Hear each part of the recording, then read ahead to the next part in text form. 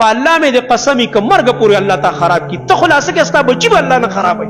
ولي که ځان سره دا خبره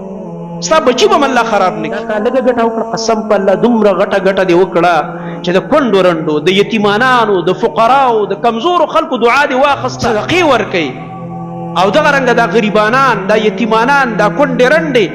دا ته چې د ماښام په ټایم کې ډک دسترخوان ته ناست دی قسم دی داسې خلک شته دی چې هسې هم داسې ناست دي بس داسې خړه خوروی پخ کړي یی هغه ساګې یې شولي هغې ته ناست کجوري واخله ورې که ورکره وړه ورکره ولېږه ستا په خاندان کې به کونډې تا ته معلومې دي ستا په کورنۍ کې یتیمانان دي تا ته معلوم دي ستا په ګاونډ کې دي تا ته معلوم دي چې کور کې یو د روزګار سړی دی هغه په کور کې پروت دی بیمار دی د ګټې وټې څوک نشته بغیر د غوښتنې نه چا تا نه سوال وکړي ورولېږه څه شی ورولېږه د الله د رضا دپاره غوړي ورولېږه وړه ورله واخله خرچه ورولېږه د الله د رضا دپاره قسم په الله په رمضان کې هر وخت چې د مظلوم دعا واخلي دا خو ډېره غټه خبره ده خو که په رمضان کې ستا په امداد او ستا په تعاون د چارو جماعت تیار شو دسترخوان باندې کېښود قسم په الله ته ورته خامخا رایادېږي ته ورته وایم چې ما دعا کې یاد کړه ته ورته مه وایه په خپله اټومیټیکلي به تا الله ته یادوي یا الله دې فلاني موږ سره دا احسان کړی الله د ټول ضرورتونه پوره کړه د دنیا او د آخرت د غمونو نه یې وساته دا تا لږه ګټه وکړه قسم په الله دومره غټه ګټه دې وکړه چې د کونډو رنډو د یتیمانانو د فقراو د کمزورو خلکو دعا دې واخسته په الله مې د قسمي که مرګ پورې الله تا خراب کی ته خلاصه کې ستا بچي به الله نه خرابوي ولي که ځان سره دا خبره ستا بچي به الله خراب نه کړي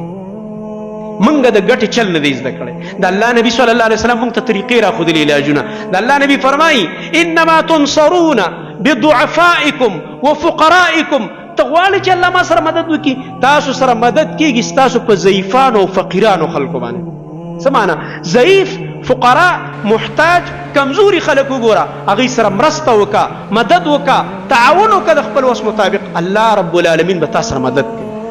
دا قانون دی د دې کمزورو خلکو دعا واخله او د دوی زړونه خوشحاله کا الله رب العالمین ستا کور ته ستا زړه ته خوشحالي را دننه کوي زما محترم ورونو په شوشا کې په غم خادو کې او دغه رنګ په دې نورو قسمه قسم رسمونو رواجونو کې څومره مالونه لګو هیڅ هغه نه پکې د دنیا فایده شته او نه د آخرت او په دې بر سره الله رب العالمین الټه حساب هم کوي چې دا مال دی ولې په دې غلط ځای کې ولګولو اسراف دی ولې وکړو او په هغه ځای کې چې هم پکې د دنیا فایده ده هم د آخرت فایده ده هم الله تعالی خوشحالیږي چې هغه په دغسې کمزورو خلکو باندې مال لګول دي زما محترم ورونه هغې کې مونږ بالکل همداسې